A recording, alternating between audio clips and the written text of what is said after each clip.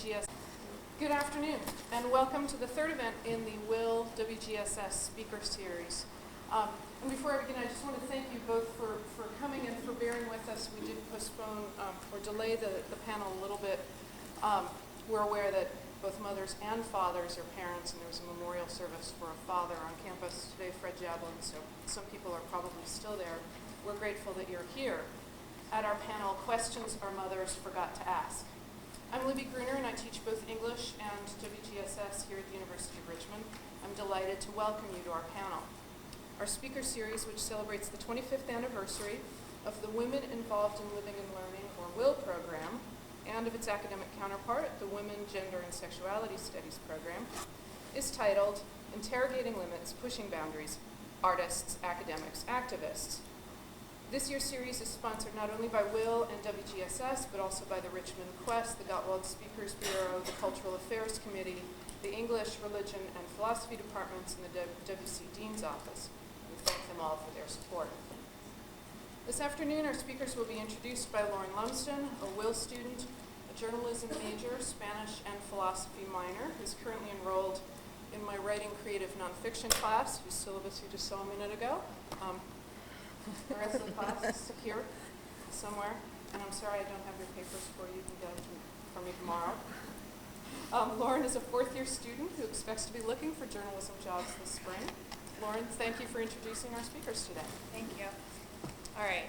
When I was doing research for this introduction, I decided to go to Google and type in motherhood and creativity just to see what I came up with.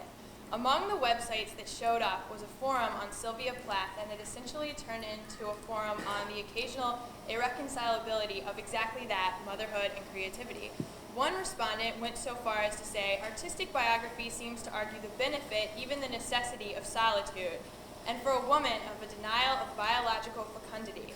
Another respondent went even farther by saying, is there something inimical about motherhood and creativity? Quite possibly, and in most cases, something has got to give. Either we don't work as frequently as we'd like to, or we don't mother as well as we ought to, or both. With us today are the editors of two magazines, Literary Mama and Brainchild, that not only disprove these theories that motherhood ultimately hampers a woman's capacity to make art, but that also publish articles and personal essays, making it readily evident that becoming a mother can even spawn creativity, no pun intended.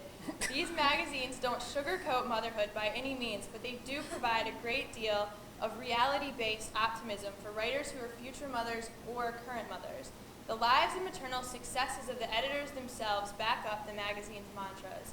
Amy Hudak is the editor-in-chief of Literary Mama and teaches English at the University of South Carolina. She lives in Columbia, South Carolina with her daughter. She is co-editor of the book American Women, Prose Writers, 1820 through 1870, a volume in the Dictionary of Literary Biography series, and the author of scholarly essays on 19th century American writers.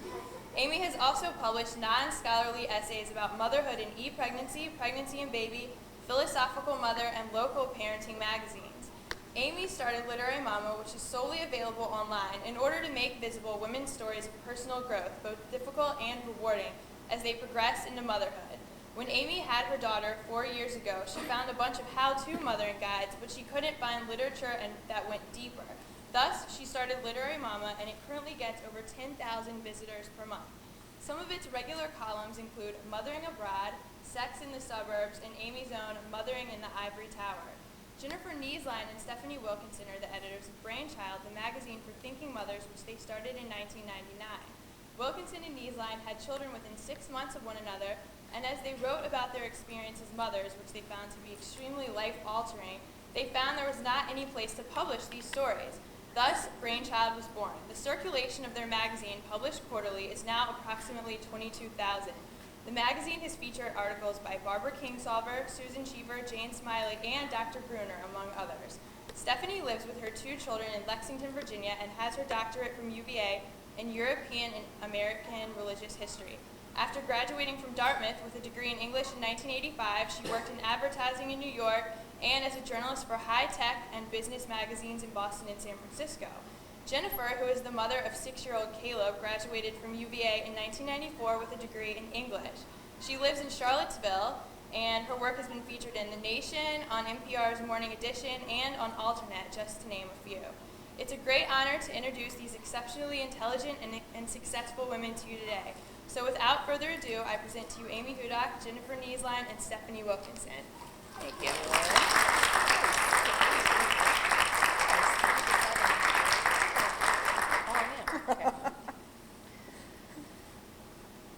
My great-grandmother, a Cherokee woman living far from any educational institution in the mountains of North Carolina, received little formal education.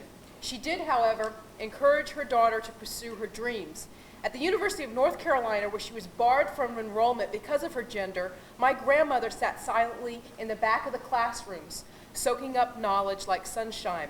My mother entered UNC in the first class of women admitted to UNC as freshmen, where she wanted to become a doctor, but became a nurse. I, too, walked the halls of the same university, free from the restrictions placed on my foremothers, now able to enroll as a full participant. Much has changed for women because of the rise of liberal feminism that has focused on gaining women equality within the public sector. I applaud the work my mother's generation has done to empower women, to gain more equal pay for equal work, to make sure that I would be expected, even required, to go to college. I also celebrate their critique of women's supposed natural and required role as mothers that allowed middle-class white women to be able to leave the home and enter the public sphere on more equal footing with men. I learned that I could expect to be treated as an equal. I did, however, learn something else from my mother and her generation of feminists that they did not intend for me to learn. My mother's generation of white feminists saw the home as something to escape, something that entrapped them, something that held them back. I grew into feminism believing that children and the home were something to fear, that they would consume me and leave nothing left. I know this was not my mother's generation's intention, but since they wanted to warn me away from their mistakes, they focused perhaps too much on the difficulties of nurturing work and more on the beauties of work other than caring for a family. I learned that traditional men's work outside the home was more important than traditional women's work inside of it. And I am not the only one. I recently attended a conference organized by the Association for Research on Mothering entitled Mothering and Feminism. In a session on how mothers judge one another, one of the participants, after condemning intensive mothers' tendency to judge other mothers as not serious enough about their motherhood, explained how when she sits in Starbucks, she wishes she could put a sign in front of her table that would tell everyone that she's not like those other latte-drinking stay-at-home moms, that she has a job. Here she was condemning mothers who condemn others, but all the while judging herself as better than those other mothers because she does less mothering work than they do because she has a job. Unfortunately, I heard this kind of judgment of, I'm a mom, but at least I'm not a mom like them, throughout the conference, as a way for feminist women to validate themselves against their internalized devaluation of motherhood, both from patriarchy and both from feminists. On the other hand, I also attended sessions that celebrated what they called empowered motherhood, mothering that values the nurturing work that mothers do, that approaches the nurturing of motherhood as a strength rather than a weakness. I heard papers by philosophers that discussed how the ethics of care can help us reclaim and value the nurturing work that mothers do. I heard discussions by historians about how the perception of feminism in waves, the first wave, second wave, third wave of feminism, only recognizes the work women have done for other women when its goal is legal change, but that women's movements that have made the lives of women better and more empowered in other ways aren't counted in the wave formation, such as reform movements in the 19th century, the 1950s, current reform groups such as Mothers Against Drunk Driving, and other things. Anything that would be called maternalist rather than feminist. Maternalist meaning saying that it is my role as a mother that makes me empowered to speak. I heard presenters say that becoming a mother radicalized them as feminists more than anything else in their lives. I heard mothers say that they became writers because they became mothers. So we have this conflict. I saw this sharp conflict between these two different groups at this conference.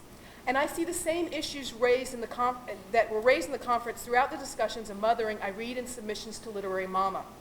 Is mothering all-consuming and self-denying? Is it empowering?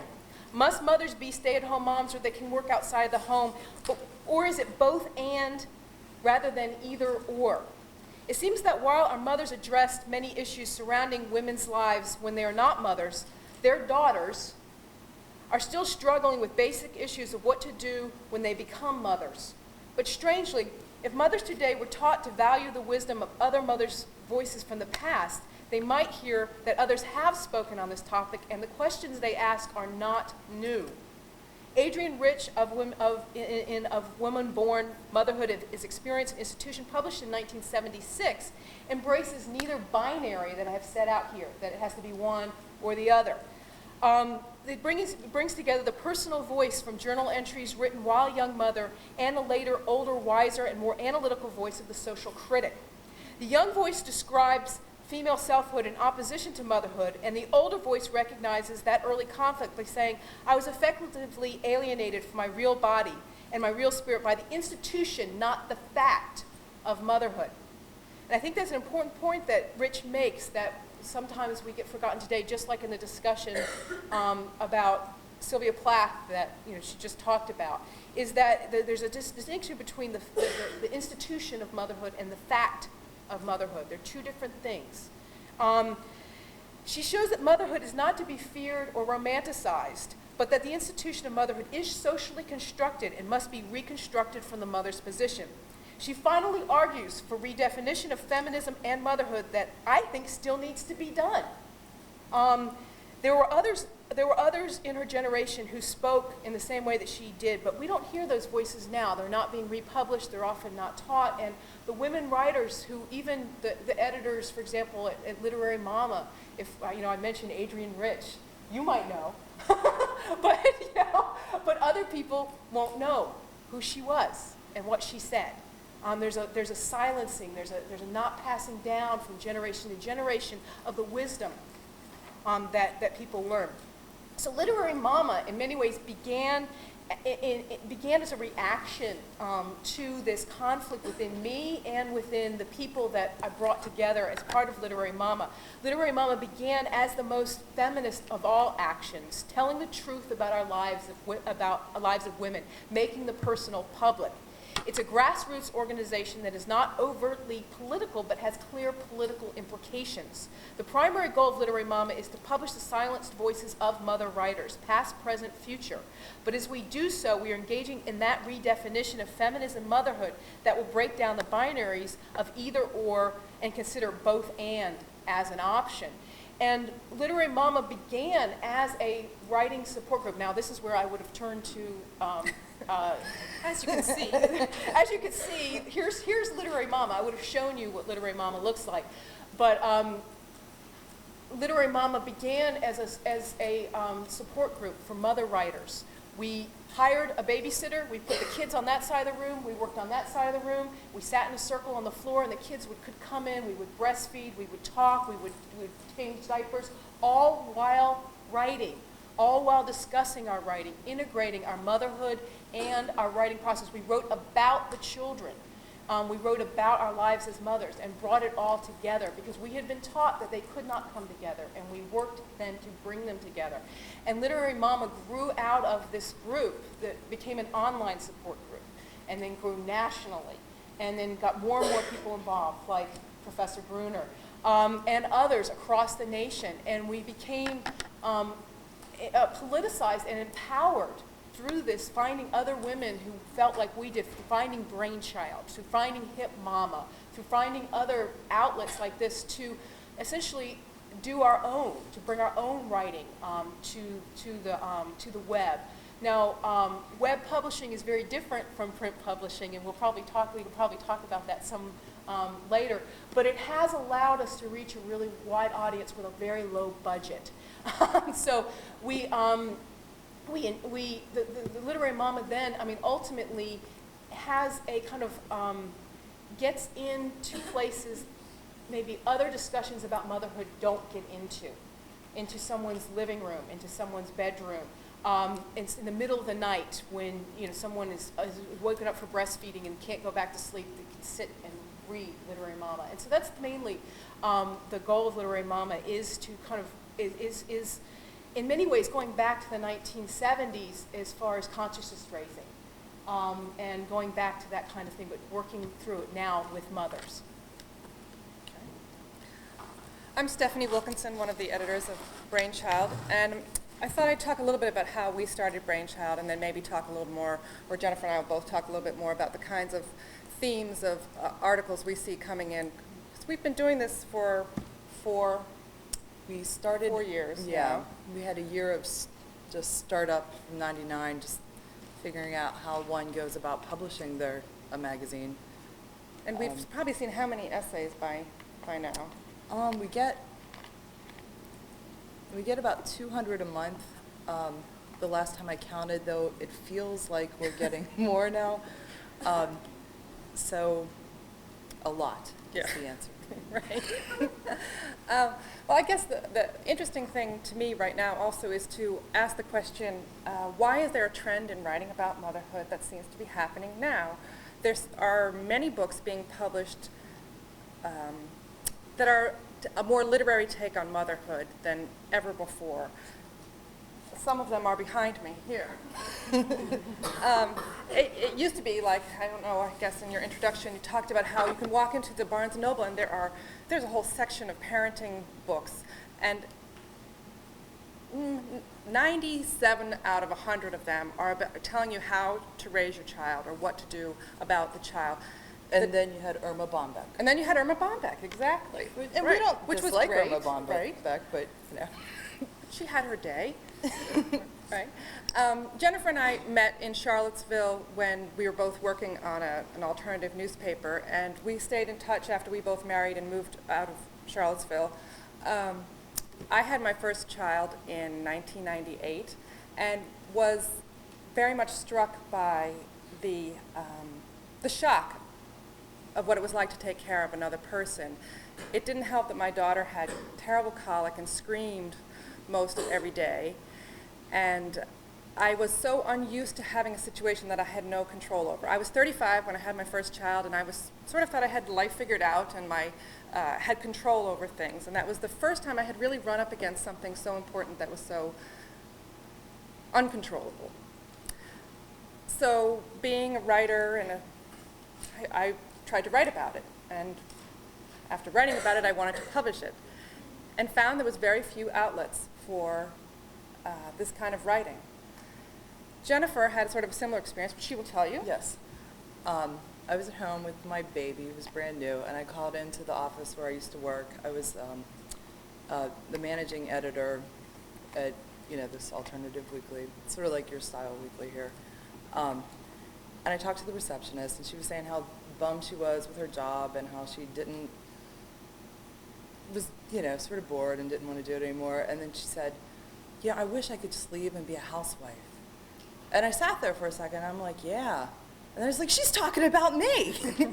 So that freaked me out, because before, I'd left before I had the baby, and, I was, before that, a freelance writer, and then as soon as the baby came, I was a housewife. And so I wrote about that, sent it to the same sort of places Stephanie sent her. Really great, I think the writing in mine probably explains why it didn't get snapped up right away, but Stephanie's essay was really great, but you send it out to 3 places, if that many. Right. And there just wasn't any place, so that's why we started. And plus, it was something we wanted to read, too. And the world of magazines at the time was pretty much divided into parenting publications, which once again, like the parenting books, are about the child. There's so much more about the child. And if they're about the mother, it's tend to gloss over difficulties and end every article with an upbeat, you can do it kind of feeling, which when you become mothers and fathers, you'll realize it's just not always the case. It was not terribly true to life. About makeup. Or there, on the other side, there were these wonderful literary magazines that we loved, New Yorker and Harper's and Atlantic, and every once in a while they'd publish an interesting article that had something to touched on parenthood, but they didn't do it very often. So we sort of pooled our resources and decided we would take the leap and come out with a print publication that would be exactly what we wanted to read and what we thought. It was a total leap into the dark. We had no idea whether this was going to work or not, but we did spend a year researching how to start a magazine, contacting all the great writers we knew, trying to figure out how we would finance it. And in spring of 2000, we published our first issue. One of the things we did, we went up to the Million Mom March up in Washington with 100 or 1,000 copies, I guess, and stood there all day handing them out. Yeah. And the surprising thing to us, and the very gratifying thing to us, is that it has worked. It really has taken off. I think it's hit a nerve. I think this was the right time for this kind of publication. I think there's a few things that have come together that have made this work. In one sense, we had the luxury of technology. We could be in our homes taking care of our children and still be able to contact writers and talk to each other. We've never lived in the same town again, so we always are in touch by email and phone. I think feminism helps because it's kind of all right to be doing something, to be combining your life in all these different ways. And I think one other reason that this is happening now is that women are having children later, often. And so I think that means that we have the maturity to think about what it has done to our lives. I'm not saying you don't have the same sort of experience when you're 21 having a child, but I certainly felt confident that my opinion mattered at the age of 35, that I wasn't crazy because this was difficult. Well, I don't think it's the age so much as we've grown up with somebody having taken care of some of the work of feminism already. So we're, we come into it perfectly assured, my opinion matters, Yeah. But except that I just feel as though if I had been myself at 21, would not have had the confidence to do what I did at 35. Yeah. Well, but I think, I'm a little bit of a bulldozer anyway, so I might. But I do think we're living sort of in this, an interesting time of this trend of writing about motherhood. I don't know if you have any opinions about why you think that's happening now. Do you? Yeah, I think it has to do the same reason Yeah. Our opinions matter, we don't have to just listen to the experts say this is what you should do, this is what you shouldn't do. You do what works for you. And I there wasn't really a place too that didn't have some sort of agenda, like we're going to tell them this so they stay home, or we're going to tell them, Yes, that's right. It seems sort of agenda free. And it sounds sort of ridiculous if you kept up with the book publishing trends now to say, we wanted to hear mothers' voices. Now there's bookshelves of books out by mothers and about motherhood. But, and that's all happened pretty recently. And it sounds, I went back and looked at our mission statement. It sounds really grandiose now, like we wanted mothers to have a voice. Well, now they do, but you couldn't take that for granted. But I wonder how much of it's going to ago. go in this sort of wave, because I'm hearing a lot of women trying to publish books about motherhood, going to editors and agents who are now saying, it was so last year, we are so oversubscribed in the mothering scene. And I worry about that a little bit. Yeah. I mean, maybe we're just not presenting anything fresh. There seems to have been a lot of the same kind of books all at once. We get, and speaking of that, our submissions tend to go, I read all the submissions that we get, and they tend to come in themes. And a lot of the themes we get, like, I used to be X, like a doctor or lawyer, now I'm at home with this kid, and I'm sort of not unprepared for how to do it, but just unprepared for how I would feel doing it. That's a theme we see a lot. And I think that's a theme that's been covered in some recent books. Yeah. Well,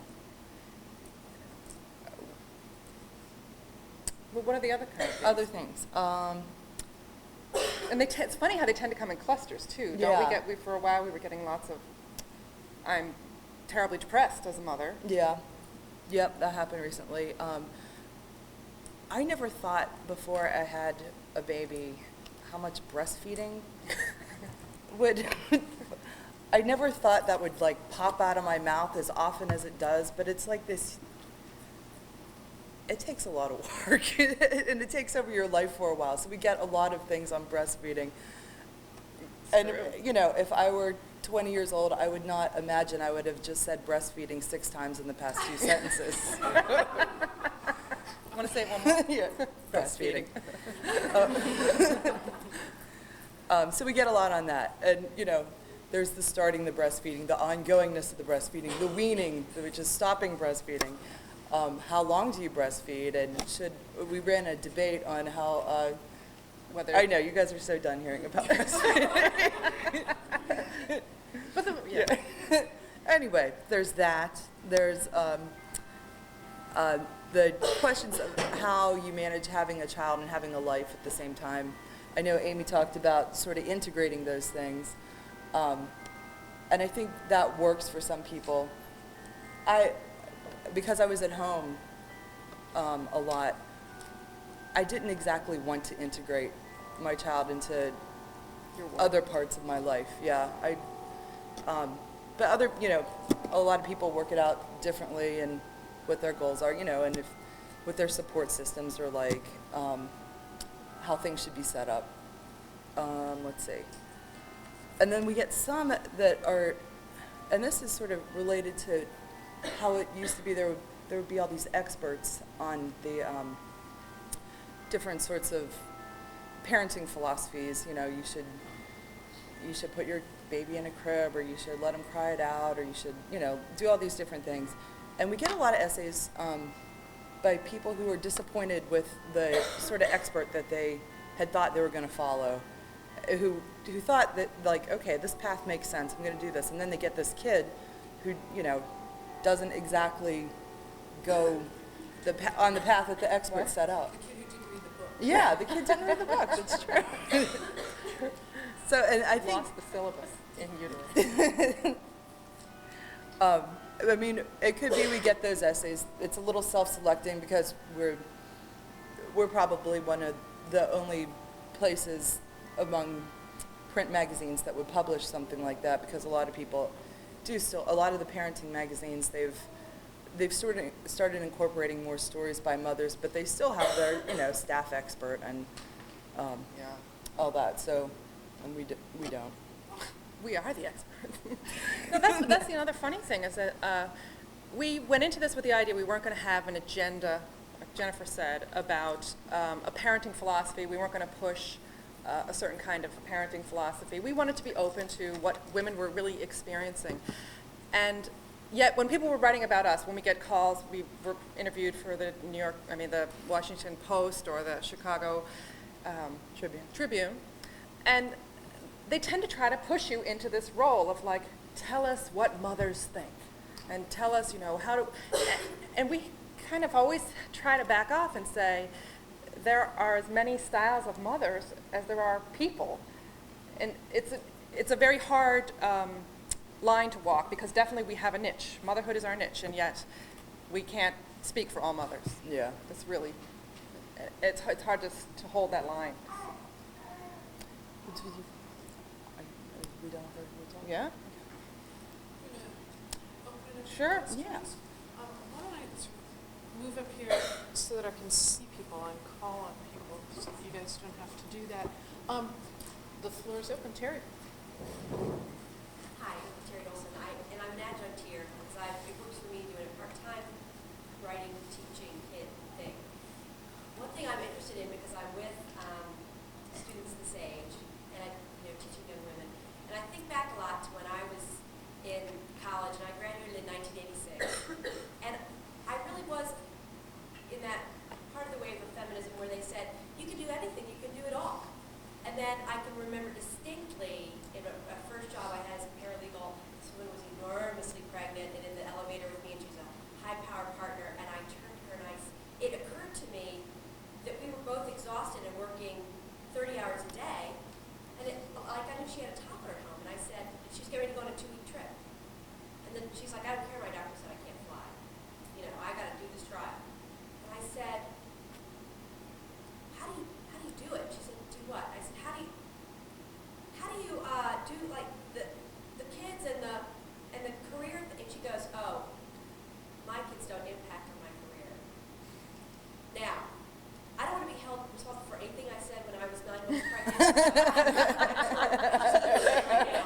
Poor woman probably goes, ah. But for me, it really brought it home that, oh no, I'm going to have to be making choices about this. And along the way, I feel like people have always said to me, you can't do it that way. And I've always gone, it's the only way I can see to do it, I'm going to do it my way. And I guess the question I have for you all is, if you were in that position and you were working with young women this age, how do you, if you have, what advice would you give, or what kind of worldview would you give them about? I feel like I was blindsided by the fact that I would actually still have to sleep just like everybody else. Yeah. Yeah. Yeah. I wrote this piece for the magazine a while ago, and I think what I boiled it down to is that you have to either change yourself, which means either cut back on your career or cut back, On your outsource, expectations. cut back on your expectations, or change the world. Which is You easier? know, it sounds stupid, but there was that Ann Crittenden book, Price of Motherhood, that talked about all these different ways that that business could make living and earning a living and having a career more friendly for mothers and fathers. There's an organization called Mothers Ought to Have Equal Rights, which has been kind of quiet recently, and there's another organization called Mothers and More, and they're all And Mother's Movement Online. Mothers Movement Online. She's more of a reporter than a activist. But I don't know. Hopefully it'll be a little different in 10 years. I know, you get it's people still like Sylvia Ann Hewlett getting, her book, which was, what was her book called? Anybody know? Well, No, it was. she was trying to say, It was the one about how you. she was trying to, I saw her speak, she was trying to say that women need to think about having families younger because that they had been sold a bill of goods. This was not the way she presented it was not anti-feminist. She was saying that women have been sold a bill of goods that that you could Wait till you're 40. wait till you're 40 and then suddenly find the man, have the baby, not miss a beat. And you come up against that wall of biology when we're doing much better in terms of fertility treatment for older women, but there's a whole lot of disappointed women out there because they believed that kind of shtick. She was really lambasted for that book. Well, I had the same experience you had. I mean, I was a director of a women's studies program, a PhD, professor of English, and I was teaching that semester on leave at UC Berkeley in the women's studies program when I got pregnant. And you can imagine what happened to me is everyone turned around to me, all of a sudden collectively, all my mentors' faces, all these women who had supported me and fought for me, who only had cats, turned around and looked at me and said, "What are you doing? Your career is over." They told me, another one told me, I fought on the front lines so you wouldn't have to make these choices. But when I applied for maternity leave from my home institution, I was denied.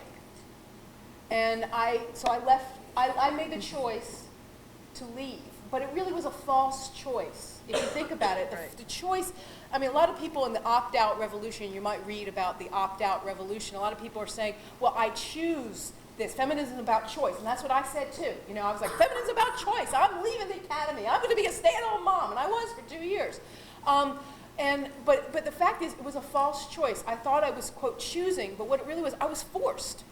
They said, well, you don't have maternity leave. Yeah. And then I go back to apply to my home institution. 2 years later, they still haven't hired my job. 4 years later now, they still haven't hired my job. But I applied back for my same job, and I can't get it because the women on the committee are going, but she left. Right. She valued motherhood over her work. And so I can go back. Now, if I had gone to fight in the war for 2 years, my job would have been held for me when I come back. If I lived in Canada, my job would have been held for me when I come back. If I lived in Europe, my job would have been held for me. But my job was not. and I was punished for that. And so this is a reality of what you're saying is these choices we make. We are penalized when we do make those choices. Now, not everybody. Now, I teach at the University of South Carolina now. They are wonderful to me. They love me. I love them. They are so good to me. People are bringing kids into the halls. You know, there's children in the break room. You know, people are bringing children to class. They're very, very good to me. So I'm not saying all of academia is like that, but there is a trend, like that lawyer you're talking about. The partnership track is very much like the tenure track, and other jobs that if you don't go that extra mile, you know, on top of whatever it is you're doing, and it's because you're family, if people perceive it's because you're family, then you are penalized for that, male or female. You know, I've heard two things about that. One is interesting is that you said that the people who wouldn't give you your job back were women, so we can't blame this as a, you know, necessarily. This is not men don't understand. And the They're other thing is nicer that about it. I've heard is that that there's the two career paths that are hardest on women in their childbearing years are law and academia, because they both have that ticking clock. And it's about this, I don't know how long it is in the legal profession before you make partner. It's about the same. About the same amount of time, and it tends to hit women. They go to graduate school, and then they, you know, it tends to hit exactly at that time when you're really starting to get into the family years. I was very discouraged when I was thinking about a career in academia, because some of the women I admired the most were denied tenure when they were in the midst of their childbearing years, and really had to fight it. And it had nothing to do with their scholarship or their commitment to the community. It was just clearly someone somewhere didn't understand it. And I think so much of it depends on what your job is and who your boss is. I mean, it comes down to just your individual boss sometimes. Although there's some, on the upside, there's some evidence that there are businesses that are coming to realize that it's another thing that Sylvia Ann Hewlett would be talking about, is that there's many, many off-roads for women to get out of the career path. You have a baby, or you get married, or you move or something, and there's so far fewer on-ramps to get back into the career world. And she consults with businesses, because businesses realize that they're losing a lot of incredible brain power and talent when they don't make these on-ramps for women to get back into their career. Some of the good companies, I think it's Deloitte and Touche is starting a program where they will continue contact with women who leave to raise their children for something like 5 years. And the contact is more than just like an email like, hi, how you doing? It's bringing them in 1 week out of the year to keep their skills up to par. Keeping them in touch with someone who's got their job now, so that they know what kind of thing to expect when they go back, and really kind of bringing them along until they're ready to come back full-time or part-time. And I think that's a great investment in the future for everybody, for the women and for the companies. So maybe there'll be more of that. Well, corporations have to learn that it's in their financial interest. Well, that's I what think I what you're they saying. are. They have to learn that it's in their financial interest to support family life. But you know that we have surpassed Japan in the number of hours worked per week. And it used to be, you know, when I was younger, Japan was held up as these, you know, neurotic, you know, They're crazy. the crazy working people, and we've surpassed them. And you know, so you know, it really speaks to corporate culture. I mean, what kind of corporate culture do we have, and how does it support family life? And in some places they're better than others, but that if people, let's say you're leaving the university and you're going out and you're looking for a job, this is something you should be asking. You should be holding corporations accountable. You know, asking them what kind of maternity leave do you do? What kind of paternity leave?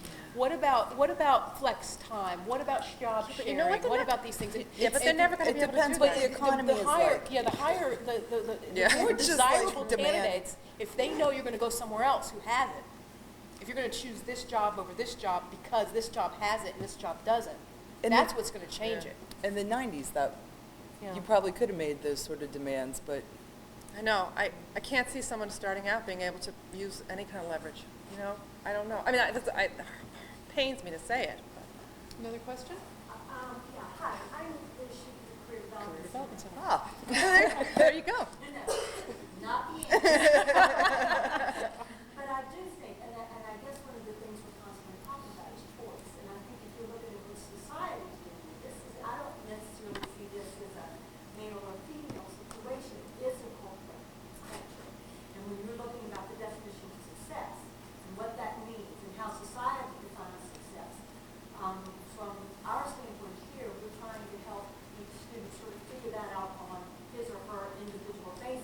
That's a great point. Only through trying to figure that out. And happiness, whatever that means, for whatever person is trying to define it, is going to happen.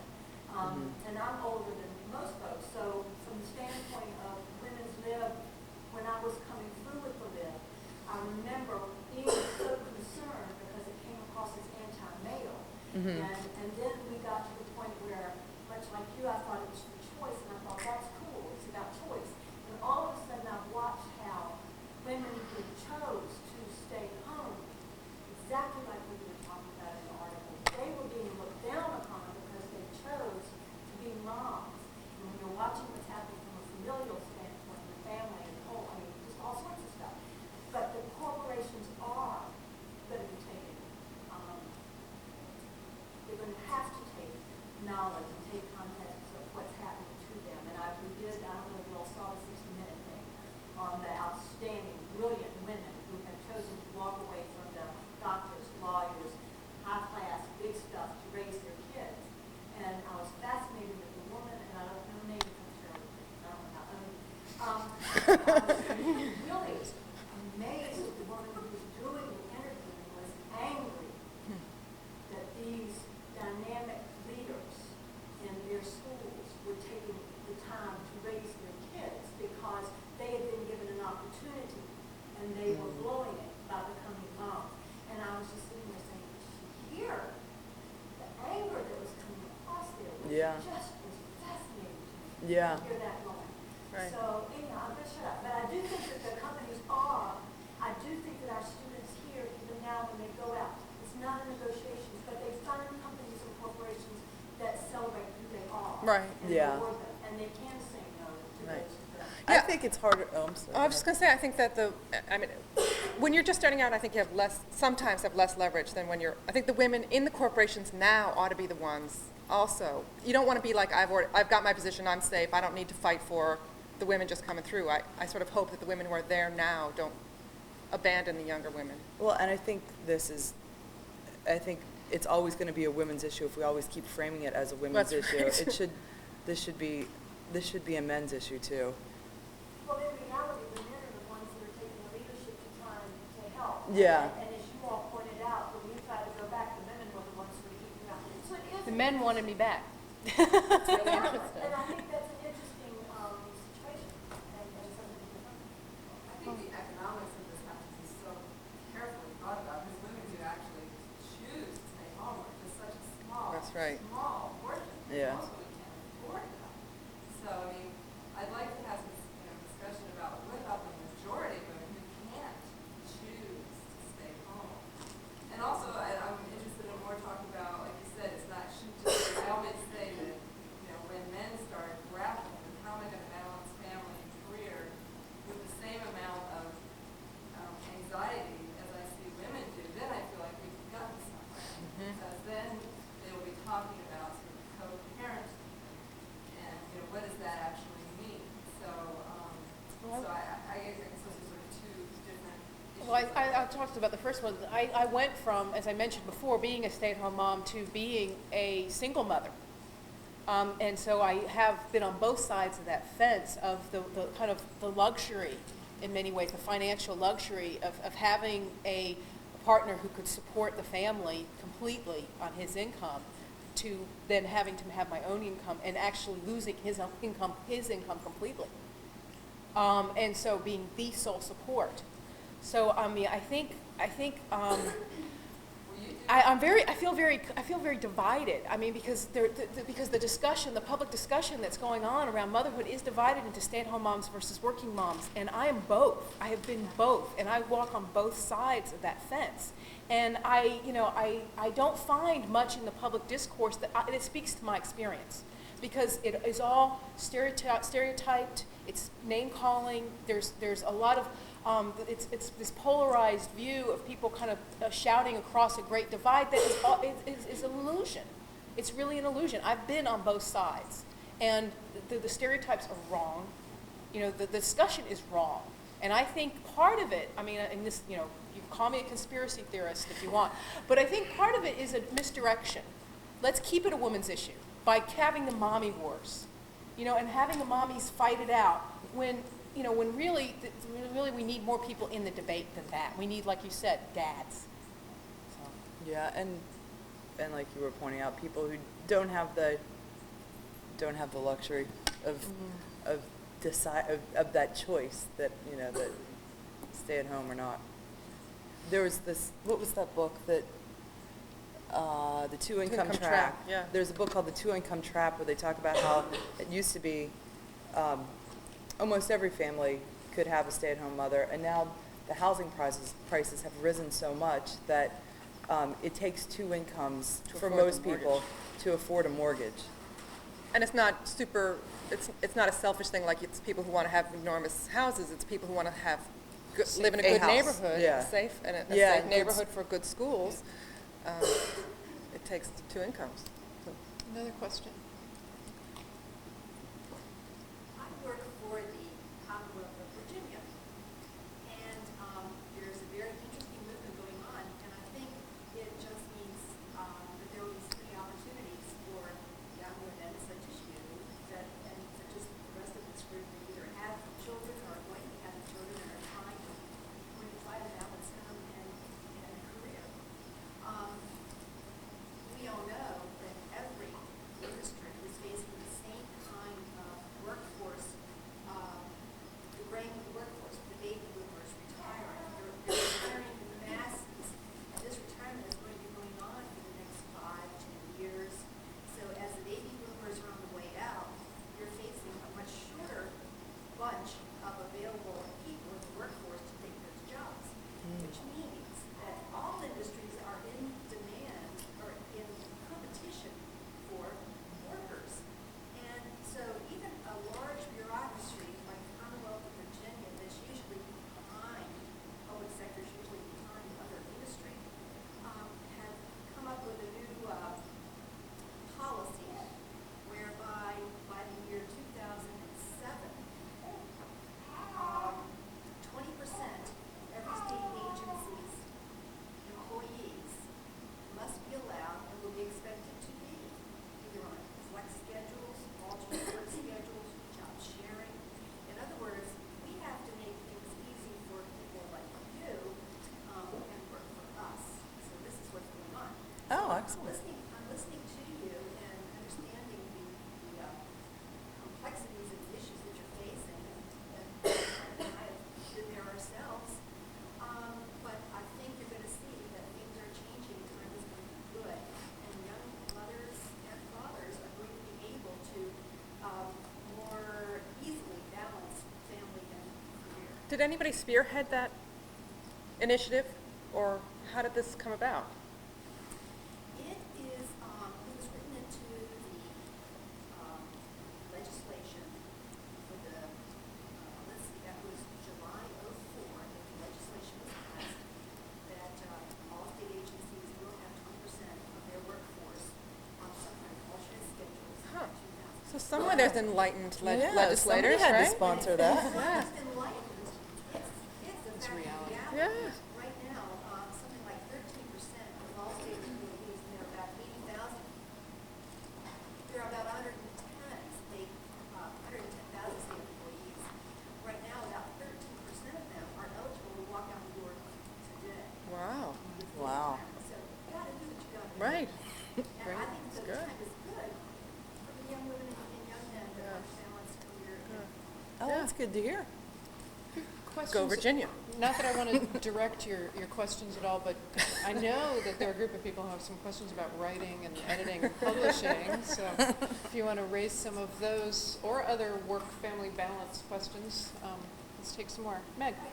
I'll shoot. I'm actually in Professor Gruner's creative nonfiction class, and was reading around actually this morning in Literary Mama, and I saw an article called 12th Day, which was about what a woman went through trying to become pregnant, and just physically and emotionally what she had to put herself through. I was wondering in what you women have seen so far coming into some of the publication, what women have been writing, what is the sort of psychological and emotional perspective of actually having a child, giving birth, pregnancy, versus those that have become surrogate parents or adopting? And how do you see those changing in the voice of the women that write about their experiences?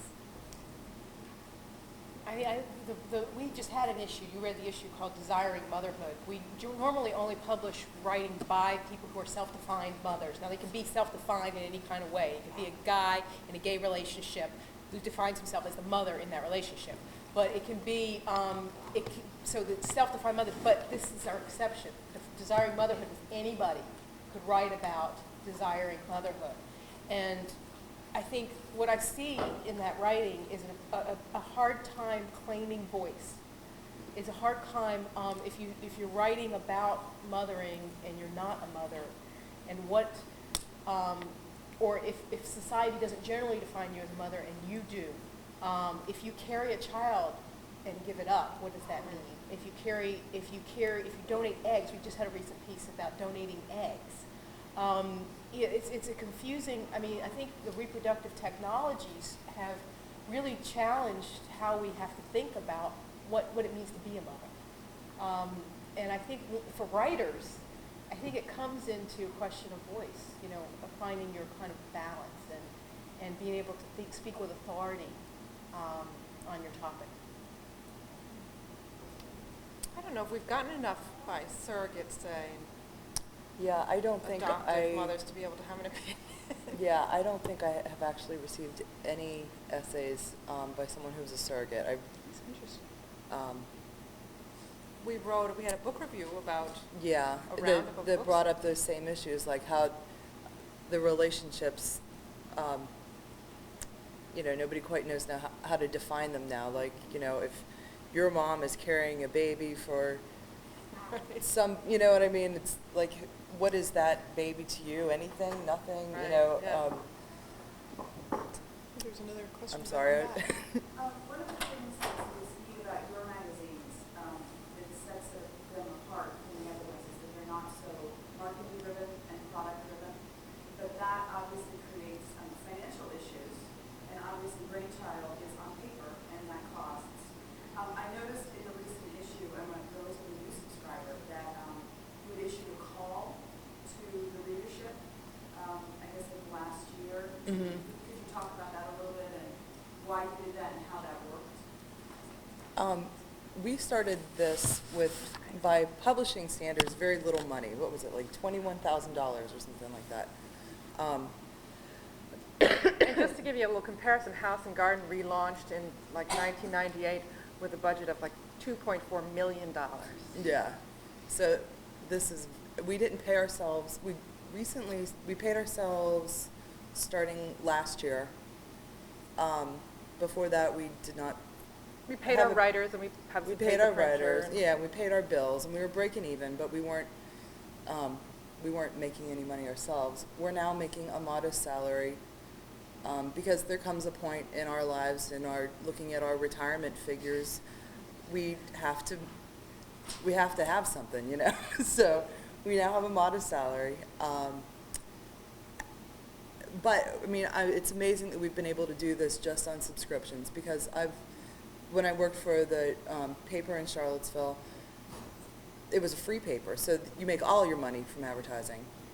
And now we have an ad rep now, and we're trying to make some that way, but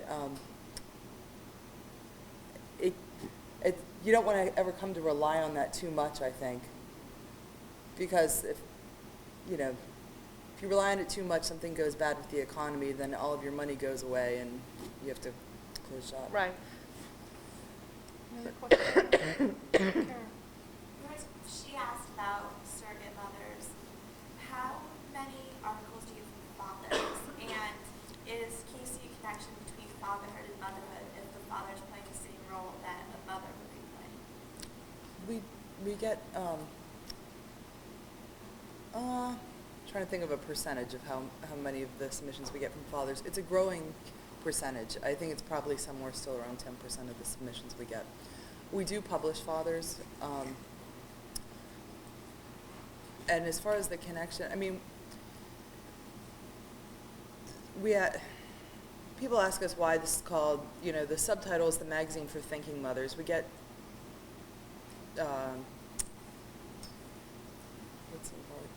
Criticism. I was going to use another word. We get criticism for for the thinking mother's part, but we also get questions about why not thinking parents. And I think basically it comes down to marketing, right? I Yeah. mean, There have been magazines, interestingly enough, there have been magazines like Brainchild, sort of like Brainchild, aimed at fathers. And we have a feature actually in this issue about fatherhood, the state of fatherhood, what's going on with fatherhood. Are fathers actually participating more than, my generation of parents, fathers did? And one of the sidebars of that article was about these fathering magazines that started up and all folded. Now, did they fold because they had the wrong publishing model? Were they trying to rely too much on advertising? Did they fold because they just had too great expectations? The people who started them couldn't afford to spend 3 years without a salary. It's possible. Yeah. But it's still an open question right now about where fathers stand in relation to co-parenting, like you were talking about. I tend to feel sort of optimistic that there's more and more yeah, I think there are young men who think they're going to be fairly actively involved in their children's lives. It's funny. I mean, my husband is very involved in our son's life, but he has. I would have to beg him to read this. So. Too much about breastfeeding. We saw a little of that. Yeah. Well, we don't generally publish writing by fathers because we're a literary magazine, and we see ourselves as much like an African American literary magazine or an Asian American magazine as reclaiming a lost voice or a silenced voice. And so we generally publish only writing by mothers, except during May, and that's Father's Day month. And June. Then fathers can be June. June is Father's Day month, and that's when we publish work by fathers. And we actually didn't get. We haven't. We're going to have our first one coming up. Coming up, and we'll see. We'll see how many submissions we get. But I taught a course at the University of South Carolina that had the theme of parenthood, and I'm teaching it again in the honors program this spring. And I look for writing about fathers, by fathers about fatherhood, and I've had a hard time. There's 2 anthologies out there. One's Brit, one's American. The American one, it's not even American. It's like a history of all. It goes back to like ancient Roman times to the present of father writing, and they're not. I can't get them to the bookstore. I mean, they're in print, but I can't get them in mass quantities to teach to my classes, so I have to Xerox out of them. And there's a couple anthologies that include both mother and father writing, like Room to Grow, for example, includes both. And then another one called Birth, a Literary Companion, has both mother and father writing. But those are the ones I use because they're the only ones that have both. Do you think that fathers are getting marginalized then, if their books aren't staying in print? I don't know if they're getting. I don't know if they're getting marginalized because the ones what I see was when you see a father writer, everyone goes, "Oh, isn't that cute? A father writer! He gets more press. I mean, the small numbers of father writers who are out there are really doing well. Like who? Oh gosh, I don't know my own name. She said other names, but there's oh gosh, the guy who just wrote "I Stop at Red Lights." He wrote about triplets. That book's doing fairly well. Of course, Cosby's book on fatherhood sold very well. Will Smith's book on fatherhood sold. Yeah, but but those are celebrity ones. Yeah, but the ones in I can't remember their name. I'm sorry. I mean, it's just there's. I'm sorry. I put you on the spot. In Room to Grow, there's I think 8 or 10. I can't remember 8 or 10 father writers in Room to Grow. And when the students picked up the book and were looking through it, they immediately went to the fathers, male and female, because they were just like, oh, fathers writing about parenting. Oh, how novel, and it's like, it's the same thing about stay-at-home dads. Stay-at-home dads get more press than stay-at-home moms because it's like, oh, wow, a dad's doing it. Oh my gosh, so that's what happened in the classroom was that everyone was going for the guys. And they judged the guy's writing as better on the same topic. I'm not sure, because I know a guy who's trying to get his book, Mark, Walter is this guy who has this really wonderful, he's a great writer. His agent is having a hard time placing it because they say writing about parenthood is motherhood stuff. It's mother stuff. Well, see, I don't know, I don't know that, I just know what I, Yeah, saw in the yeah, psychology. but that's interesting. Kate? This is kind of misleading, I guess, but I found it really interesting to read all these essays about mothers as like a college student who's not a mother. Yeah. Kind of wondering if you take into account like other audiences that would be reading your work, or if you just sort of focus on the mothers. Like if you've ever thought about like, what if my children grow up and are reading this, what they, like when they're like teenagers. Oh, you mean like what, if the like- writers take into account like what how their kids are going to feel about reading it? Or whether we as editors. Yeah, like where you, if you've ever thought about that, because I just thought it was really reading this, like, I know I would have a different take on this as a mother than reading it now, and I think that was kind of an interesting aspect of this, which is maybe why they've taken off, because, mothers are a smaller audience than the general public, it's kind of. Yeah, I mean, I think it's very hard to launch a general interest magazine these days. And, if you listen to publishing people, they'll say, pick your niche and do your best in that niche. And that's what we do. Yeah. I don't really, my grandma has a subscription. There are certain Loyalty. things I won't write, because I know grandma's getting it, but. I have a friend who has writing is about audience, so you have to consider your audience. And I think, any kind of writing, when I teach writing myself, that's kind of, one of the first things, who's your audience? Know your audience and visualize your audience. Matter of fact, I have them draw pictures of their audience, the quintessential audience member, and write to that person. So, writing is about audience. So I think, and so if you feel excluded from that audience, you are. And I think to some extent, because you're not the intended audience. Nonetheless, I'm not the intended audience for a lot of things I read too and enjoy. So I think there's a question, when I taught my class, I had the same reaction from my students sometimes, well, this doesn't speak to me. And I'm like, well, or it doesn't reflect my experience. So when you read stuff about war, have you ever been in a war? Do you enjoy it? Yeah. So, well, this is human experience. And you devalue it because our society has been taught to value war stories over birth stories. And, so I try to encourage my students to stretch the boundaries there and say, okay, yeah, this isn't written to me and doesn't speak to my personal experience, but, neither does Shakespeare. If did you live in that time period? No, but there's something about it. And I think the themes of motherhood are universal. I think so too, but I think you do sometimes have to hit something for it to really resonate with you, Clayton? You just mentioned your grandmother. One of the things that I wanted to ask the panel was, as mothers are getting older, where do you feel that the genre is going? Would be a literary grandmama one day? Yeah. So I was just kind of curious as how you think that. Do you get a lot of submissions from mothers who have older children? Well, I was going to say something about that too, because when we were trying to figure out what exactly your question was, I was thinking about how we wonder sometimes why we don't get as many submissions from mothers of older children. And part of it may be that there seems to be a shock of the initial leap into motherhood, and that shock prompts a lot of creativity in people writing. But the other thing that someone suggested to me once, which I still think about, is by the time you're writing about your teenagers, they can read what you're writing.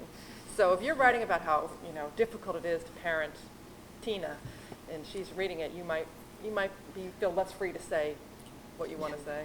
Well, we're publishing Libby's essay in our next issue, and her daughter, she just told me this afternoon that her daughter read it before she sent it to us to make sure she wasn't going to say something. Yeah, well, it's a piece about whether you should read your kid's email. And since I don't read my daughter's email, I wanted to make sure that the things I was saying in the article were both accurate and that she was comfortable with me putting it out there. Because, yeah, she's 14, and she doesn't have her own subscription, but the magazine lies around the house. She could pick it up and read it like anything else in the house, and occasionally does. And so I wanted So I think older parents. Who knows, or maybe it's birth parents of control, older maybe kids. your teenage daughter should read Well, I Brain never Child. But I have a teenage stepdaughter, and I asked her, can I write about our relationship? And she said, I'd rather you didn't, so I don't. I mean, I have to respect that. But I do think it would be an interesting magazine, one targeted to parents Literary of older grandma. kids. Yeah. Literary granny. We've published some writing by grandmas, and that's really interesting, intergenerational conflicts that are happening in parenting, and that has been Yeah. kind of a fruitful source of some of our articles.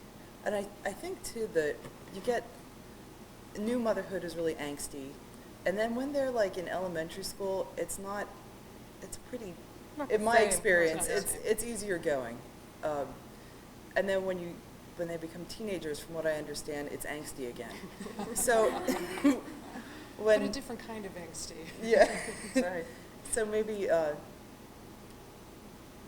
don't know. I think there probably is a lot of good essays out there being written about that. Jess? Going along with what you said, not only do you get a lot of articles and stories about women who have older children, older women who have older children, but do you see a trend about older women as new mothers or older women who have younger children? My mom had a child when she was 44. Yeah. So I'm really interested in what you guys have. There's actually a collection, an anthology called Hot Flashes, Warm Bottles. And it's geared exactly for your mom. You should buy it for your mother. Yeah, she'll enjoy that, but that's what it's geared towards. There's a huge trend of it. And there's a new magazine coming out this month or last month. There's something called Plum, and it's aimed at women, first-time mothers over 35. So it's definitely a huge trend. I don't think it's very literary. I have a feeling it's being put out by the American College of Gynecologists and Obstetrics, Obstetricians, and it's probably a lot more about how your body deals when you're going through menopause and breastfeeding at the same time, or something. You said breastfeeding again. Stop it. Good, you worked it in. We haven't hit 100 yet. We gotta say it a few more times. Harrison? I was curious as to how the different mediums, respectively, of brainchild and literary mama attempt to transcend the economic and ethnic divisions that have plagued feminism thus far, or is it just implicit that the term motherhood doesn't? I think it's hard to talk about feminism like one thing now. So, Just like it's The reason I ask that is because the term has been tossed around kind of like the water balloon during field day earlier today. So I was just wondering what you all thought about it. Can you translate the question for me? Well, I think he's Ethnic diversity. Yeah, he's asking about whether these magazines are reaching the sort of Oh. range of feminist and female experience, right? I mean, both racially, ethnically, economically diverse. I can tell you. probably not. Yeah, I can tell you I from our mean- reader surveys, we know who our readers are, and they're, white, well-off, middle-class, well-educated mothers, and that's a shame. I mean, we do try and publish. We're a small enough magazine where we still have to take what we are offered. We can't there's only so much we can beat up, from Well, you different. turn people down every now and then. Oh, yeah, You do. sometimes. But, I mean, we have published things by a woman who lived in her car. She was homeless with her children for a year. But probably the I woman don't- living in her car isn't reading Brain Child, right? I mean, we'll publish Right. that. Yeah. We're sort of more educating the Yeah. middle-class mom than the other way around. Yeah, I mean, I think we are a fairly socially conscious magazine, but I think we, for whatever, I mean, we value literary quality over diversity of ethnicity or, Right. Well, socioeconomics. And because the magazine isn't on every newsstand, you may not be getting submissions that, that a larger scale publication might get. Right, and Whether there's they a, be good there's a or not. luxury, Yeah, there it's still true. is luxury inherent in having time to write, right? Right. I mean, you're not going to have these working class, poor or working class women who are busting their butts to keep the mortgage going or their rent or something and have time to submit to Brainchild. You'll either. have some of them, but not as many. Yeah. Literary Mama started as a group, a real-time group that was in the Bay Area, San Francisco Bay Area, which is a very, socially, racially diverse, ethnically, economically diverse area. But our group was largely white and middle class, though not all, but largely. And so that the groups, so it kind of grew into this. It grew out of this group. So our columnists were all like white, and we were like looking at it, going, "We got a problem." So we've tried to overtly address this issue we've brought in 3 new columnists, and we lost our lesbian mother columnist, but we're looking for another and more. We also have a woman who's written for us who is a transsexual, but now a mother. In the Bay Area, we had access to a larger number of people of diverse backgrounds, but so we're consciously working to address this issue, and I think it's been really great. But there is an online literary online magazine called Mommy Too that is published for African American stay-at-home moms. And actually, she's just, the editor of that has just joined us as a columnist. And so we have Deisha Thomas, who's another African-American columnist. And we're going to be, and we have Paula Young, who's also joining us. And so we're really working, we're trying to, we know this is an issue. But, how do you go about doing that? I mean, do you want tokenism? Do you want, okay, we've got our one person of color, that kind of thing. I mean, we don't want to do it that way. And so we're really trying, it's a struggle, with any organization, I think, to try to be as socially conscious as you'd like to be and as diverse as you'd like to be. I think the new rule we put out is any new columnist who's joined has to offer something different than any other columnist that we have. And whatever that is. So.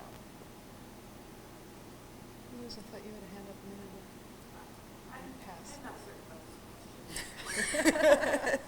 Well, if you want to sit down, it's Well, I'm thinking of somebody who has cats. And cats are great. I have cats. But not with children. But I wonder if you get submissions or accept submissions from women writing about the loss of money. Is that? I think we would consider that. We don't get a lot of them. Well, we have one of the most heartbreaking things we ever published. That's Susan Moorhead. Yes. Yeah, we do have. We've published about miscarriage and stillbirth. stillbirth and. But if you're saying, there's the loss of The children, opportunity. or if it's the loss of the opportunity, but we don't get a lot of that. And though we did get this letter to the editor, which I thought was an interesting one. This woman was saying, well, why don't you write about not having kids? And it sounds like a stupid idea because it's a magazine about motherhood, but as she put it, it's like the opposite side of the same coin, because motherhood, for better or for worse, is in our culture, it's supposed to be, oh, you're a real, it's that this is part of being a woman. So by not having kids, it's still related to motherhood because of in a negative sense, right? Yeah. I'm not articulating that well, But we had an issue, this October, which is Infertility Month, was our special issue. It was called Desiring Motherhood, and was submissions open to anybody about desiring motherhood, whether or not, and it was and the main focus was on infertility or on an inability to or choice not to have children, so it could be anything about desiring mother. It could be not desiring motherhood. But we get tons of submissions. Actually, we get tons and tons of submissions about death, death of children, whether it's stillborn or miscarriage, and we get those largely because we have we have some really fantastic pieces already up on the site, and people read those and they're moved by them and then send things in. We get lots of matter of fact, the fiction editor, when we were getting ready for the Desiring Motherhood section, she said, I'm overwhelmed with stories about children dying, and she says, I don't want to depress our readers. I mean, that was her concern. She says, I don't want to have a whole issue about death. So, it was a worry. Remember the time we had an essay submitted to us about a woman whose child died or had a miscarriage. It was a heart-wrenching story. We got ready to publish it. Well, we were considering it, and then we found out it was not fiction. It was not nonfiction. It was fiction. Because we published both fiction and essays. But the writer had a really interesting take. Didn't she try to say, sort of like, I mean, she said, well, what does it matter? Wasn't it? Yeah, it was sort of blasé. And so we don't publish fiction about the death of children because from reading the essays, there's enough people who have actually experienced it without having it fictional. I mean, it's interesting. I'm dissing fiction, I know, but but fiction on it. We actually do a lot of fiction that covers that. We have time for one more question. Anne?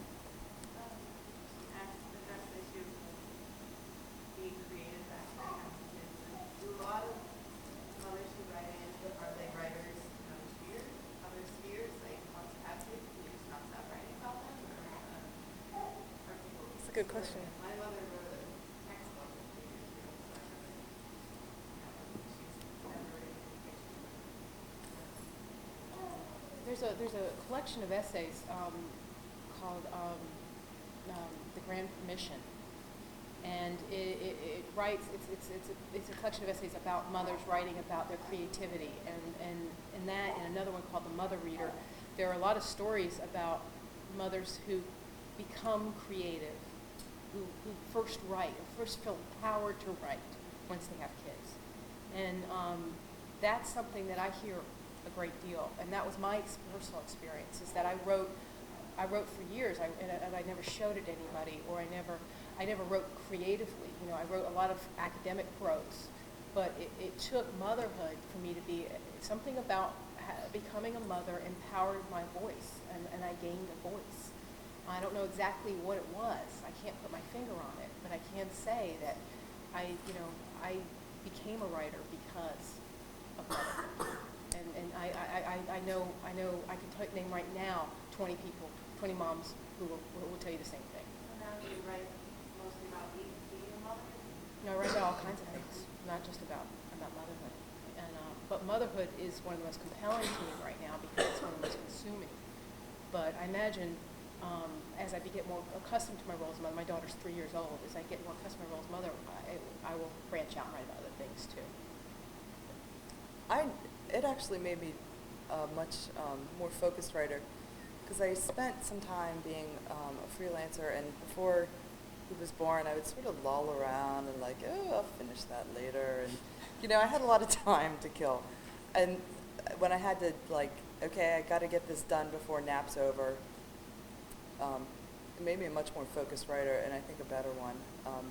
And I don't write just about motherhood, though. Given what I do, that's sort of my shtick to market myself. So, Professional mother. yes. Right. Well, we publish things by women who've never written anything before, Yes. as well as by women who were writers before they were mothers. Or haven't published anything before. Right. It's probably not the first. That's piece I true. ever wrote. True. Although, remember, we published things that was like, this is the first, they went into a writer's workshop, and this was their first piece, and then they got it published. Oh yeah, that's a good one. We're running out of time. Our panelists will be here for a little bit if you'd like to talk with them informally. There are copies of Brainchild and Brainchild's Greatest Hits And I know we have another startup magazine with some copies over here. So do stay around and chat if you'd like. And thank you all so much for coming. And thanks to our panel.